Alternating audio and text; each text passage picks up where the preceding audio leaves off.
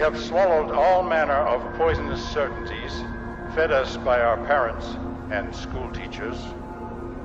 If the race is to be freed from its crippling burden of good and evil, it must be psychiatrists who take the original responsibility.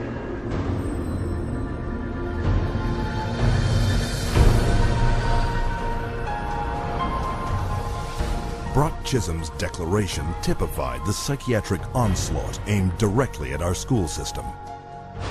They actually said the purpose was social control, not to pass on knowledge, not to give him something so that he can go into the world of work.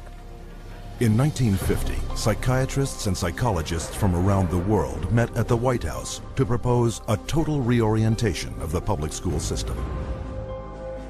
The White House Conference on Mental Health in the 1950s was a landmark that served to bolster the idea that schools would serve their communities better as mental health clinics than they would as institutions of learning.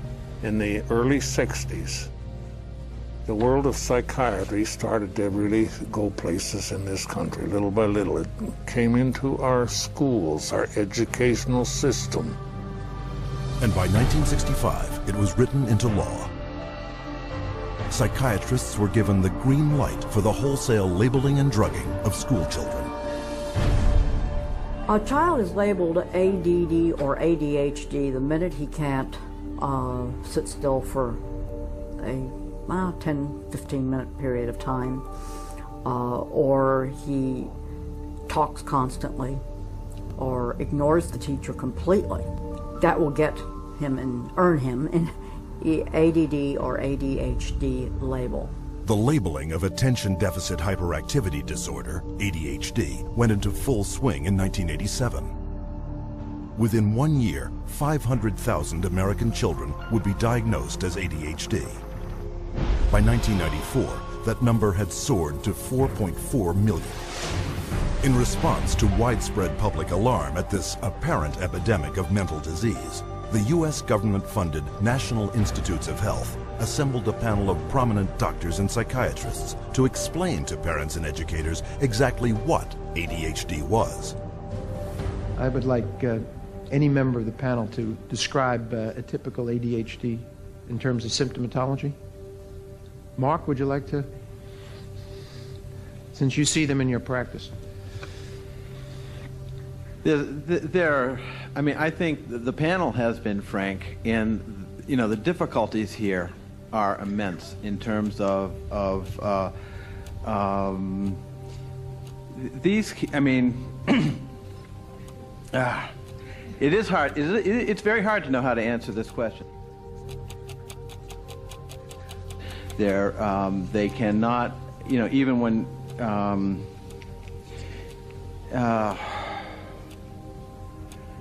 they are as if driven by a motive. There are some good clinical descriptions.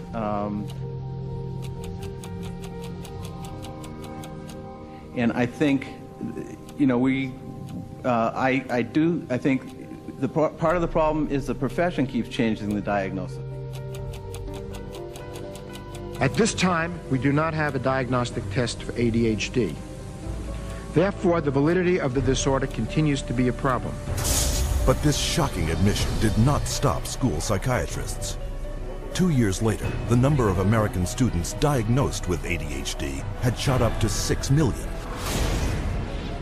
Today, 20 million children worldwide are labeled with some form of learning disorder, a diagnosis often made in a matter of minutes. We would sit behind a two-way mirror along with the parents.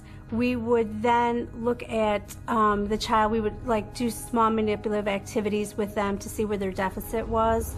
It was wrong what we were doing. We were looking at a 5-minute glimpse of this child's life and saying, okay, here you go. Here's a little pill, take it, you'll be fine.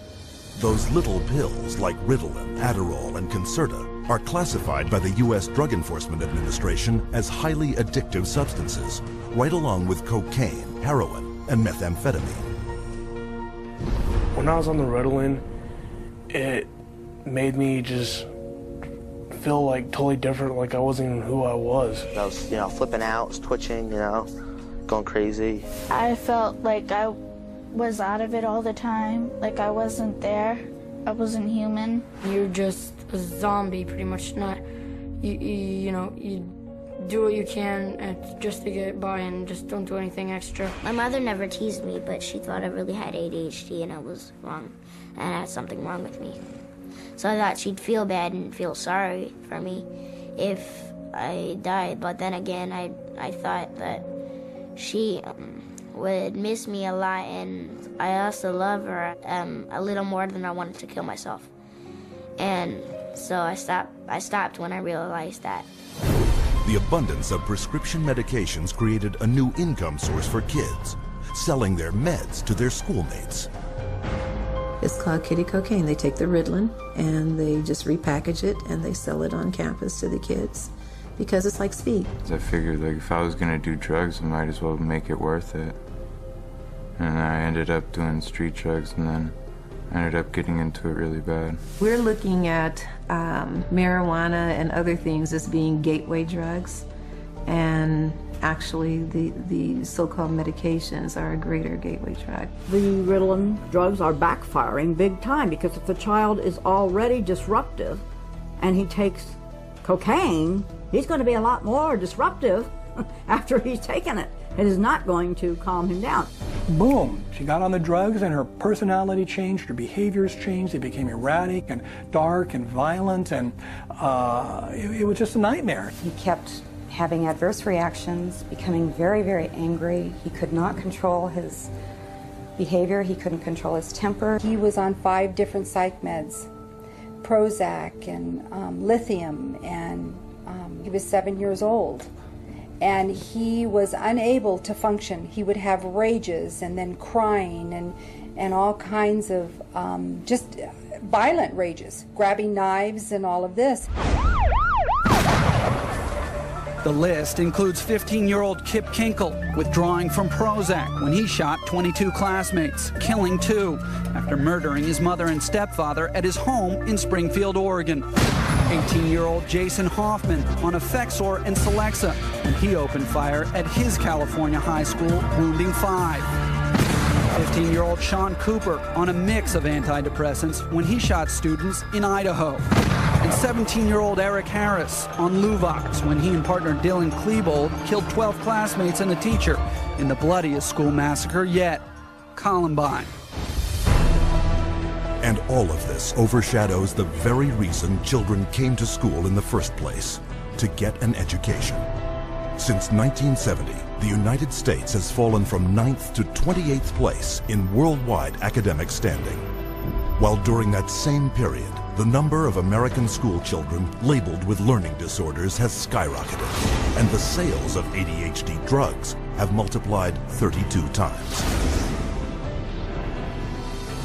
Children don't ask for psychiatric drugs. Children don't ask to be diagnosed. They don't want to be called crazy. So you ask the classic Roman question, legal question, cui bono, who benefits? The people who make the diagnosis.